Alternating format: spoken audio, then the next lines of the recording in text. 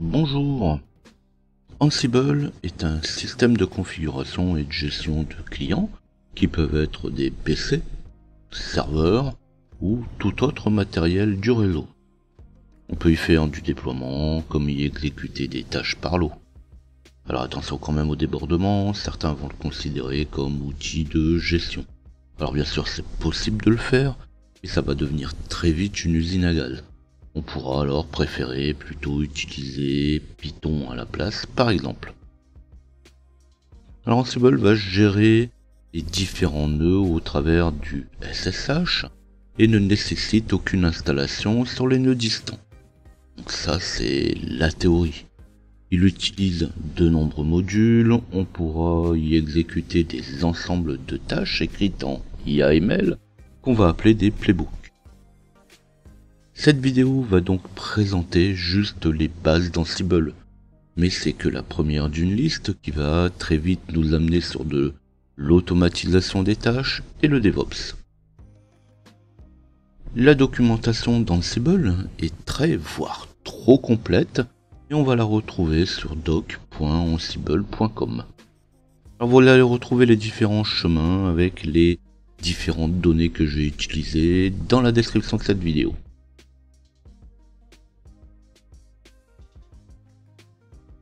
Donc on va commencer par l'installation d'Ansible.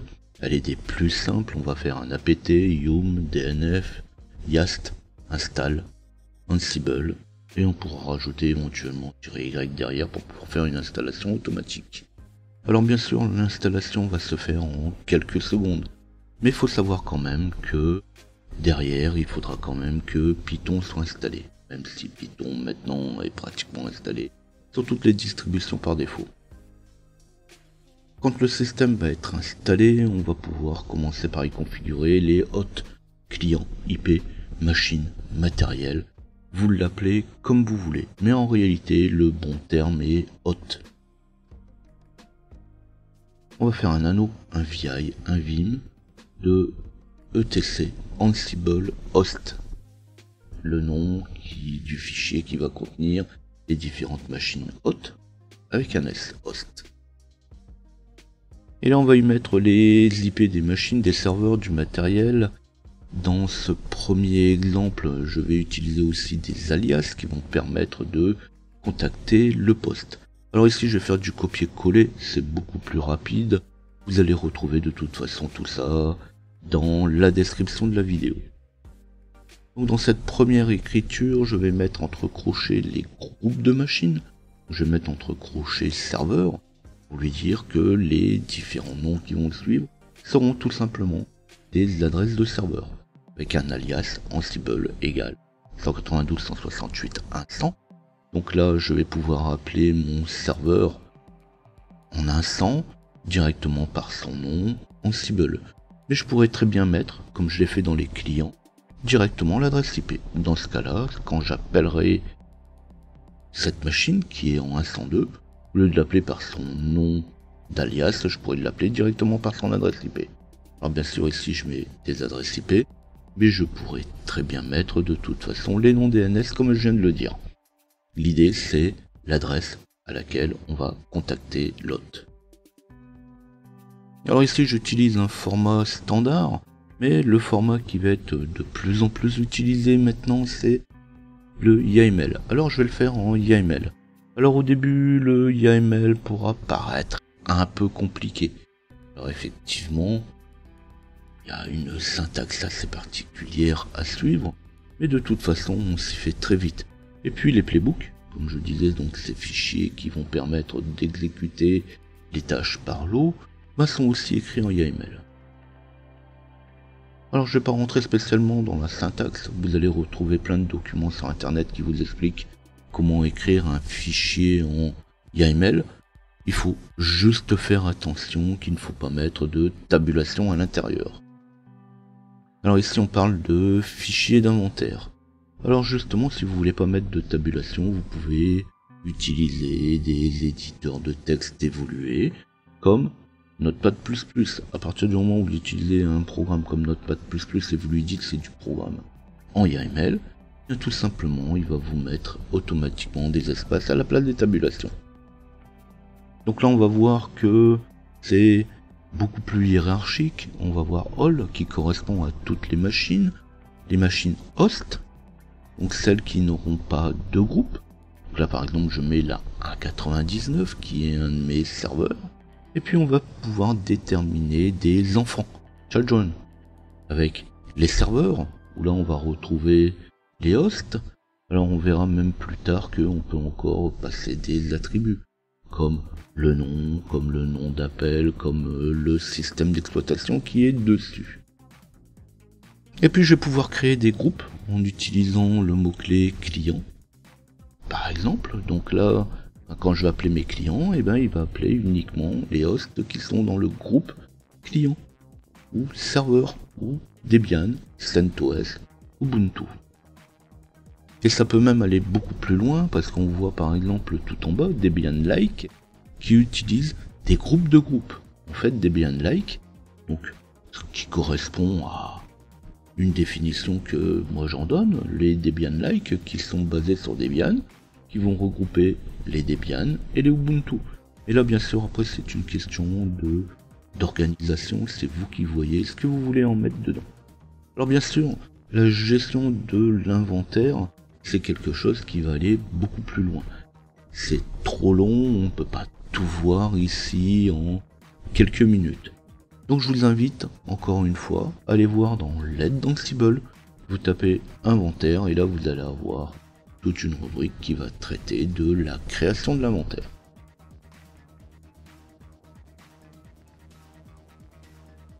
Une fois qu'Ansible est installé, une fois que j'ai mon inventaire, je vais pouvoir passer les premières commandes, où je vais afficher mes premiers besoins, comme par exemple lister l'inventaire, lister les machines hôtes, ou tout simplement vérifier qu'elles sont accessibles.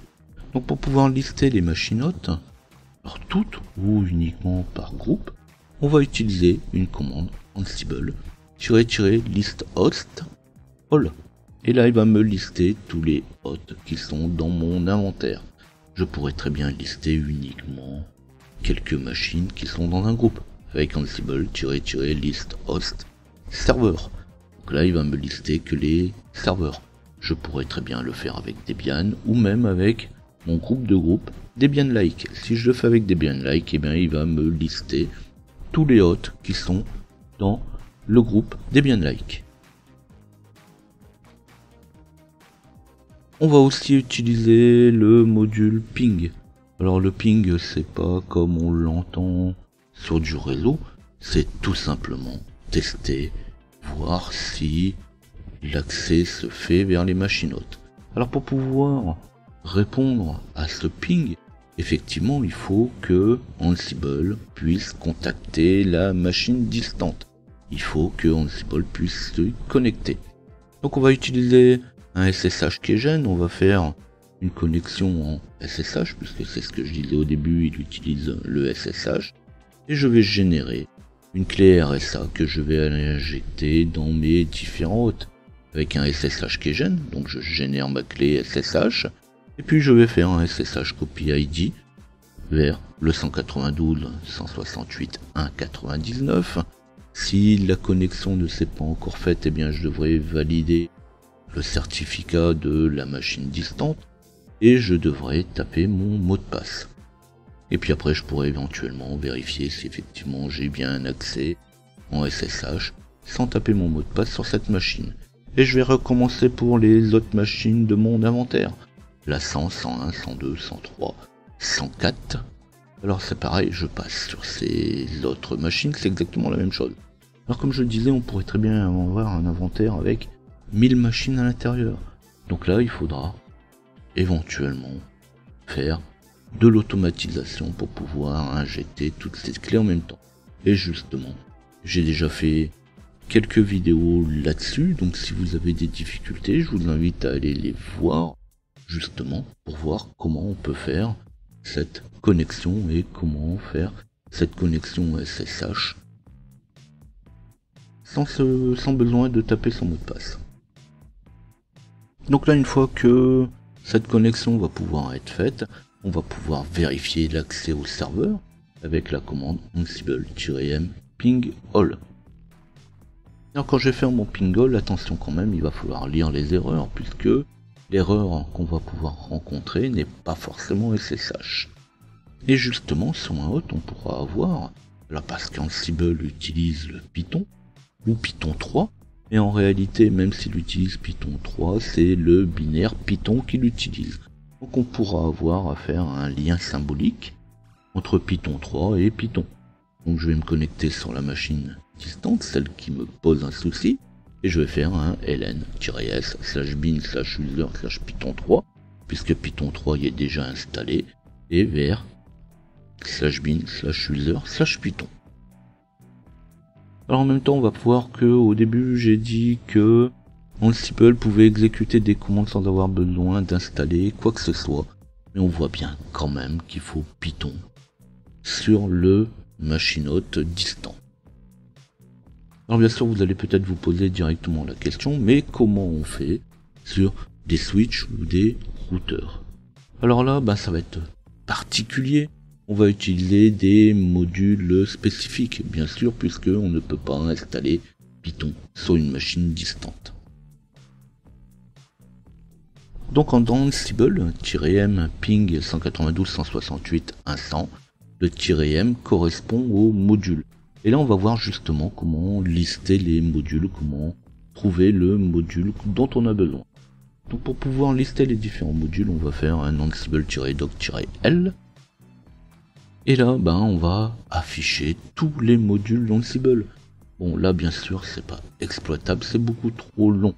Si je fais un ansible-doc, espace-l, pipe wc, donc avec la commande wc qui va me permettre de compter le nombre de lignes et le nombre de mots, eh bien, on va voir que la commande ansible-doc correspond à plus de 2000 modules. Donc, bien sûr, ça va pas être exploitable de cette manière-là. Donc on va aller dans la documentation d'Ansible, dans doc.ansible.ansible, la version d'Ansible, et on va pouvoir lister tous les modules. Donc là c'est ce que je disais, vous allez retrouver de toute façon le chemin dans la description de la vidéo.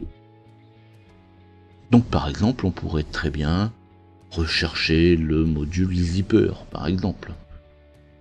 Alors on va retrouver, quand on va aller chercher le module zipper, toutes les commandes qui vont avec. Donc là, la documentation est quand même très complexe. Donc justement, il faut savoir où commencer.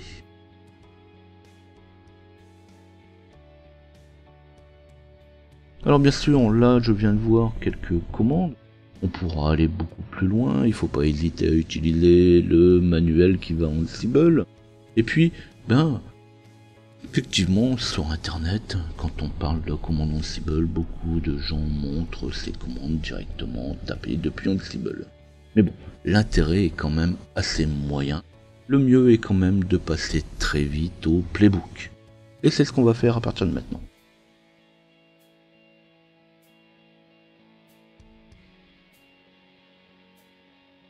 Alors on va passer à notre premier playbook. J'en ai déjà parlé tout à l'heure, ici encore une fois je vais utiliser du copier-coller, c'est quand même plus rapide. Alors notre playbook il va être écrit en YAML. On va pouvoir l'éditer avec Nano, VI, tout ce qu'on voudra, ou vous pouvez même passer d'abord par un traitement de texte comme Notepad++, le créer en local sur votre machine, et puis l'injecter au travers du SSH sur votre serveur. Toutes les méthodes sont bonnes.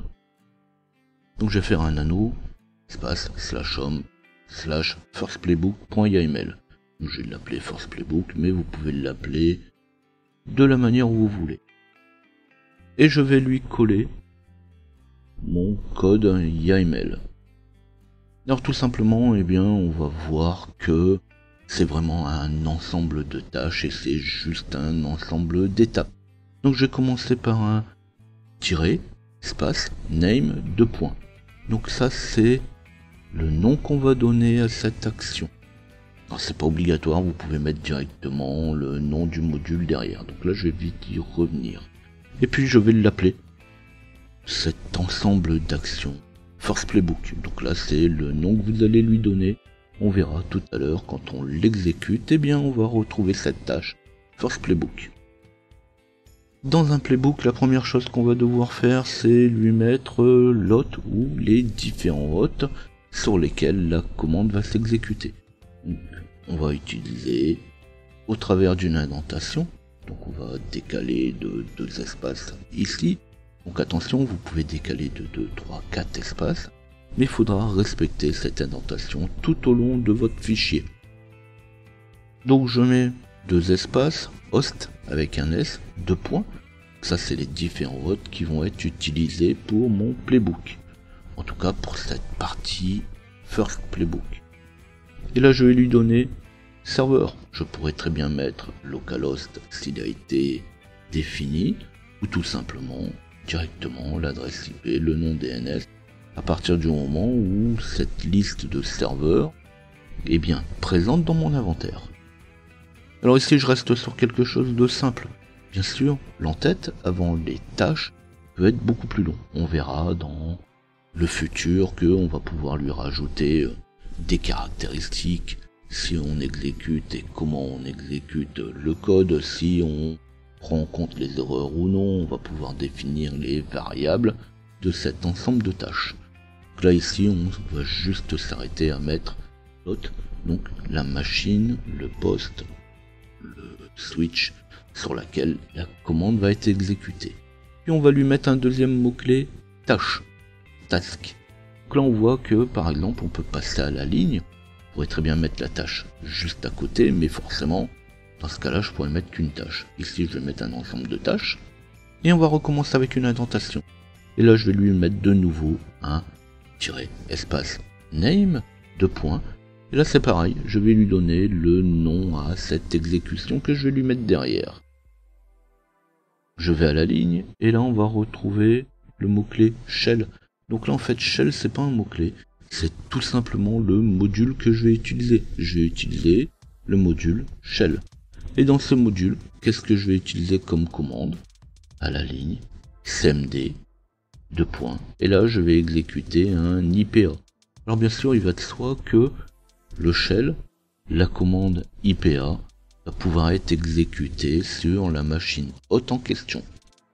Donc c'est pour ça que, idéalement, on commence par utiliser l'hôte local. Vous allez faire un host, localhost, et puis là vous allez exécuter directement les commandes en local. De toute façon, il faut commencer quelque part. Donc je fais un -name, mon test IP, mon shell et ma commande qui va avec. Et derrière, je vais utiliser un deuxième mot-clé, register, qui va tout simplement enregistrer le résultat de ma commande. Output, c'est le nom que je donne à ma variable. J'aurais très bien pu l'appeler résultat ou tout ce qu'on voudra. Donc en réalité, output n'est pas un mot-clé, c'est tout simplement le nom de la variable qui va enregistrer la sortie de la commande IPA que j'ai envoyée au travers du shell à mon hôte serveur. Et je vais pouvoir passer à une deuxième étape, une deuxième partie de mon job, avec de nouveau un -name.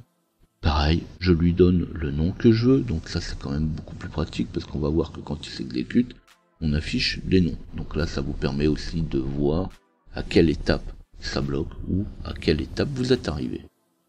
Et je vais faire un debug.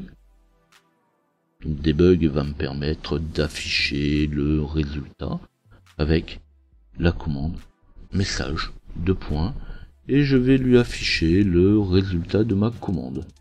Et là on va voir que, eh bien, pour pouvoir afficher le résultat de ma commande, je vais devoir utiliser les accolades et output à l'intérieur. Output qui correspond au contenu de ma commande IPA que j'ai fait tout à l'heure. Avec un output.stdline qui va m'afficher les lignes à l'intérieur de mon output. Alors bien sûr je pourrais rajouter d'autres choses, donc là par exemple je vais rajouter une dernière étape avec un -name qui va m'indiquer la fin de mon job. De la même manière je vais remettre un debug, 2 points, et la commande qui va avec mon debug, mlg, et là j'affiche un message tout simple de fin de job. Il me reste plus qu'une chose à faire. Une fois que j'aurai fait ça, une fois que j'aurai enregistré mon fichier, à exécuter mon playbook. Pour pouvoir exécuter le playbook, pour pouvoir exécuter ce qu'on vient de créer là, ce job qu'on vient de créer là, et bien j'ai tout simplement utilisé la commande Ansible-playbook et suivi de mon nom de mon fichier YAML. Et là on va pouvoir y retrouver les différentes étapes, les différents résultats et les différents affichages. Et là je vais vous laisser aller voir, de toute façon ce n'est rien que de la lecture.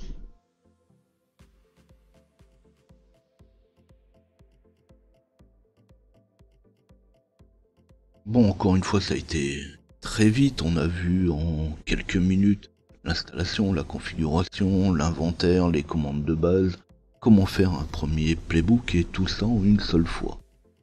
Alors si vous avez des difficultés, c'est tout à fait normal. Mais vous aurez vite remarqué que vous en savez déjà beaucoup plus qu'au démarrage. Alors n'hésitez pas, vous revenez plusieurs fois dessus et vous refaites jusqu'à ce que vous ayez bien compris tout ce cheminement. Vous pouvez aussi aller chercher dans l'aide d'Ansible qui est super complète. Alors forcément vous allez peut-être vouloir tout de suite faire plein de choses. Alors je dirais plutôt que l'idée est déjà de comprendre ce qui est là, donc déjà d'absorber ce qui vient d'être vu. Pourquoi pas aller chercher quelques informations sur l'inventaire. Exercez-vous juste sur quelques commandes. Ne cherchez pas tout de suite à essayer d'exécuter des jobs complets.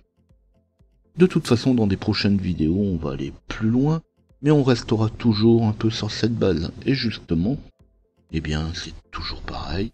Il faut que cette base soit bien comprise pour pouvoir continuer plus loin. Si cette vidéo vous a plu, vous n'oublierez pas de liker. Laissez-moi un tip sur tipeee.com/ljpinfo, abonnez-vous à la chaîne, tapez ljpinfo sur internet si vous désirez me retrouver. Si vous avez des questions, si vous avez des suggestions, n'hésitez pas à les laisser. Et on se dit à bientôt.